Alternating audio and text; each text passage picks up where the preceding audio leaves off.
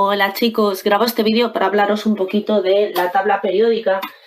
Os comento, lo que voy a tocar en este vídeo son conceptos muy básicos y muy por encima, que es básicamente lo que se suele dar en cuarto de ESO, más o menos, ¿de acuerdo? Os comento.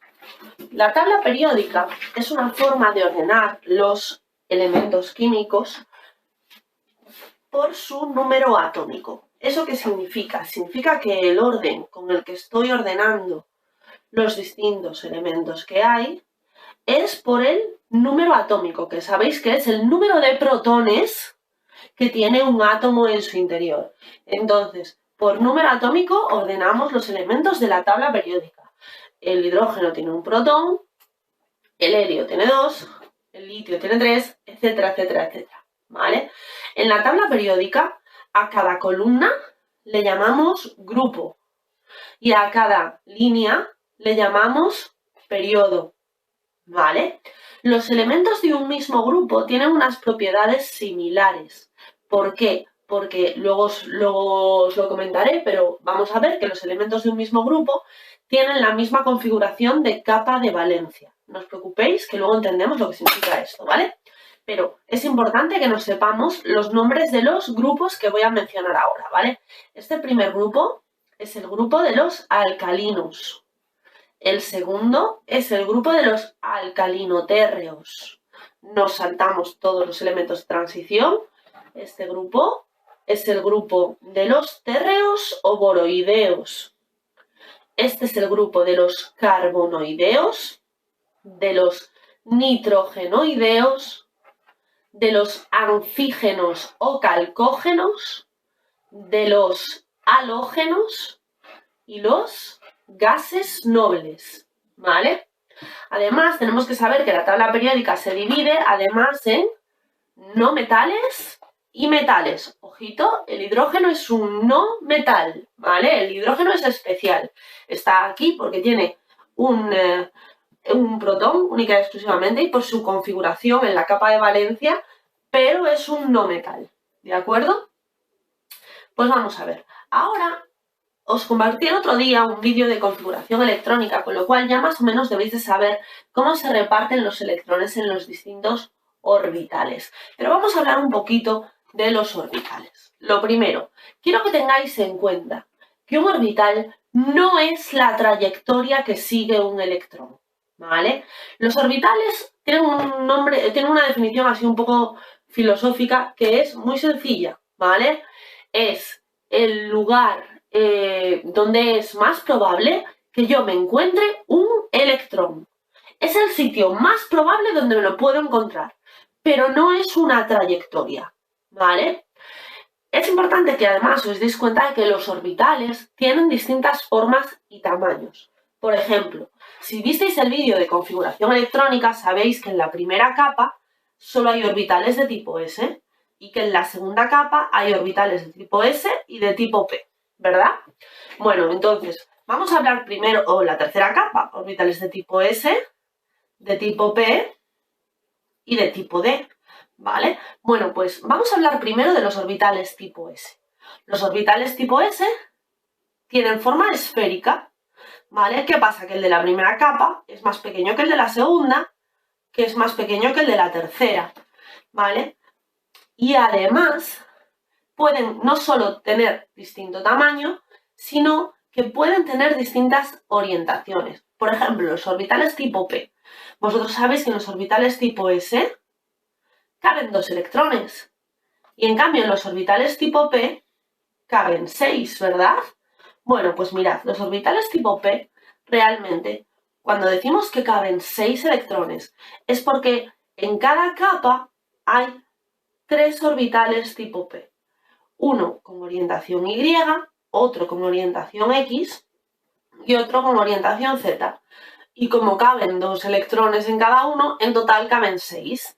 No necesito que sepáis esto, que lo controléis al 100% si no lo habéis dado en clase, pero sí que es cierto que habéis hecho algunos ejercicios de verdadero y falso, donde nos preguntaban si los orbitales de una misma capa tenían que tener la misma orientación. Pues no, no tienen que tenerla. Como podemos ver, Los orbitales p, que están todos en una única capa, por ejemplo, en esta capa, en la capa 2, hay p6, es decir, los 3 orbitales tipo p, ¿vale? Y tendríamos las 3 orientaciones, ¿vale?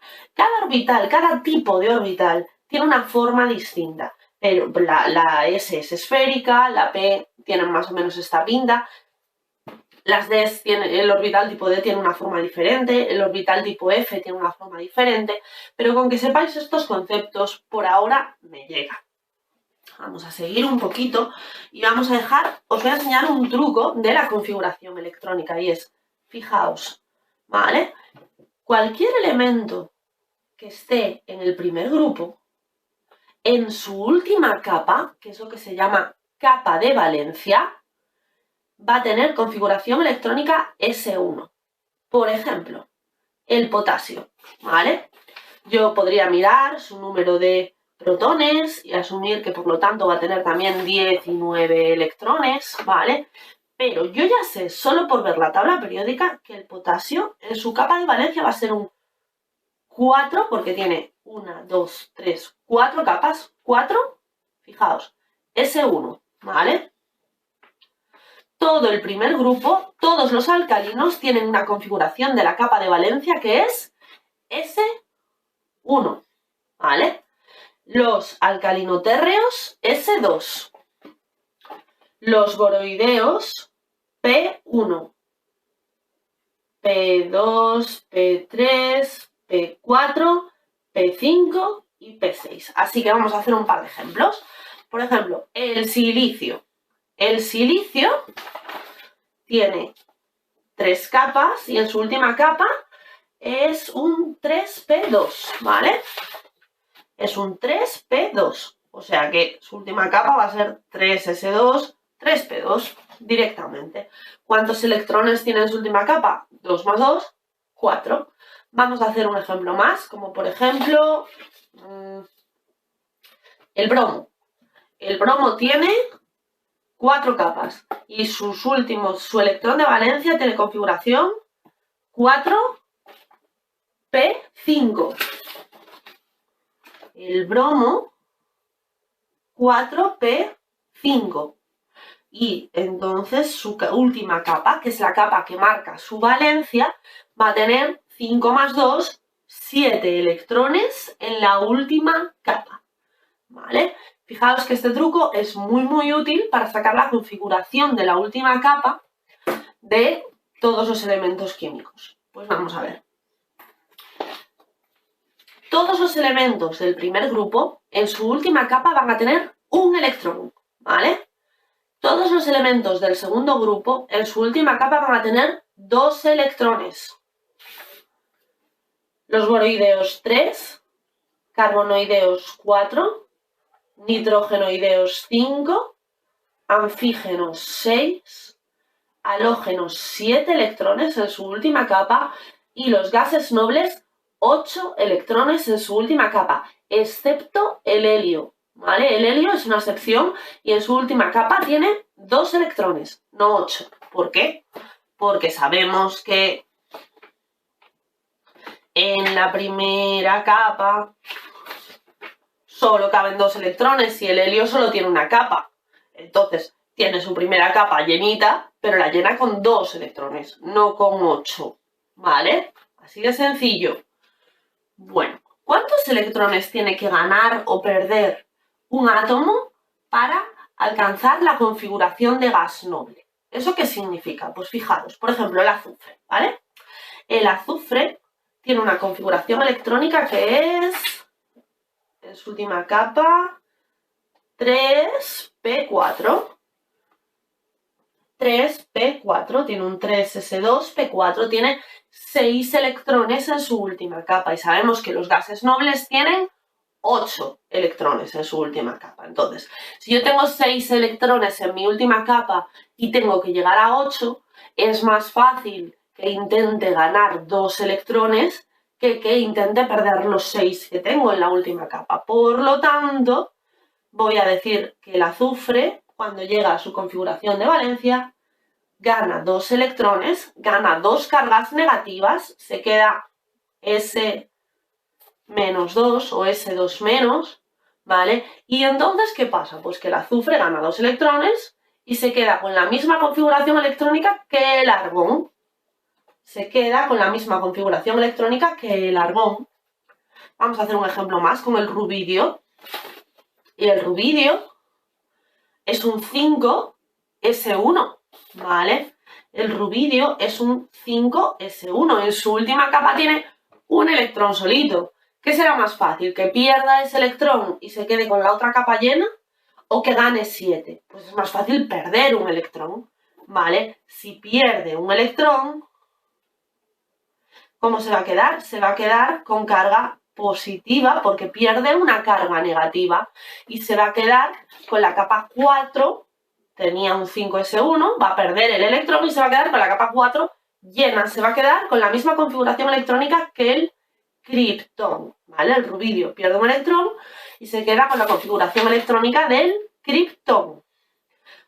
A esto es a lo que se refieren cuando te preguntan cuántos electrones tiene que ganar o perder para llegar a configuración de gas noble. Y os he contado también qué configuración de gas noble sería. Es lo mismo que si me preguntaran con qué carga, cuál es la carga más habitual de los iones que suele formar, ¿vale? Pues el azufre suele formar iones con carga -2, es decir, aniones, y el rubidio suele generar iones con carga +1, es decir, cationes, ¿de acuerdo?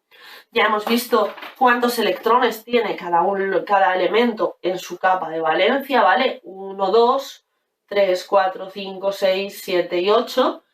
Y por último, lo que vamos a hacer es hablar del radio y del carácter metálico. Pero antes de eso, ¿os acordáis que os dije que los elementos de un mismo grupo tenían unas propiedades químicas parecidas? ¿Eso por qué es?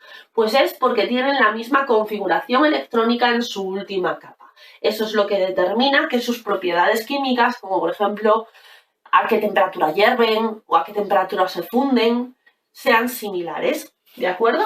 Por último, vamos a hablar del radio de los átomos o del tamaño de los átomos, ¿vale? En el fondo va a ser lo mismo, pero no sé cómo viene escrito en vuestros libros. Bueno, pues fijaros el sentido de estas flechitas que he pintado ahí. Ese es el sentido en el que el tamaño de los átomos crece, es más grande. Entonces, vamos a mirar primero la línea horizontal. Fijaros, por ejemplo, en este periodo de aquí, ¿vale?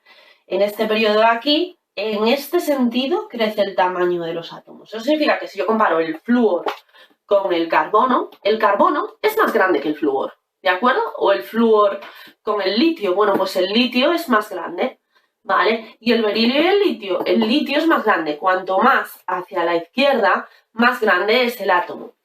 ¿Qué pasa si lo estoy comparando en un grupo? ¿Vale? Pues en un grupo, también fijaros en qué sentido iba la flechita, hacia abajo. Cuanto más abajo, más grande es el átomo, ¿de acuerdo? Pues por ejemplo, si nos movemos en los nitrogenoideos, el nitrógeno es más pequeño que el arsénico, ¿vale? O si nos movemos en los halógenos, el litio es más pequeño que el rubidio, etcétera, etcétera, etcétera. Entonces, ¿qué ocurre si me da una serie de átomos, como por ejemplo el sodio, el fósforo, el magnesio, el aluminio, el azufre y el cloro? Y me dicen, oye, ordénalos de más pequeño a más grande. Bueno, pues yo lo primero que hago es ubicarlos todos en mi tabla periódica y me doy cuenta de que el profesor ha sido muy simpático y por lo menos me los ha dado todos en el mismo periodo, y como yo sé que crecen en este sentido, es muy fácil darnos cuenta de que de todos los que me ha dado, el más pequeño es el cloro, ¿vale? De más pequeño a más grande, os los anoto y luego lo comparamos, va a ser el cloro, luego el azufre, luego el fósforo, luego el aluminio, luego el magnesio y luego el sodio. ¿Por qué? Porque están en este sentido ordenados, ¿vale? Directamente. Además, podemos ordenar los átomos por su carácter metálico. Carácter metálico. Podéis aprenderos la definición de carácter metálico que viene en vuestros libros y os comento, el carácter metálico aumenta exactamente en el mismo sentido, con el mismo sentido de las flechas. Entonces, por ejemplo, imaginaros que tenemos que ordenar por carácter metálico, pues no sé, el bario, el oro, el plomo y el cesio. Pues si yo busco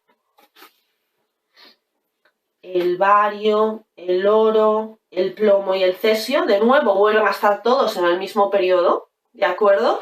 Y si los ordeno de más grande a más pequeño, pues me doy, o sea, de más grande a más pequeño, de menor a mayor carácter metálico, disculpad, va a ser plomo, y luego oro, y luego bario, y luego cesio. Bueno, pues ya está. Esto realmente es un temario que se amplía muchísimo posteriormente en bachillerato, pero para cuarto de eso, con estos conceptos, os llegan.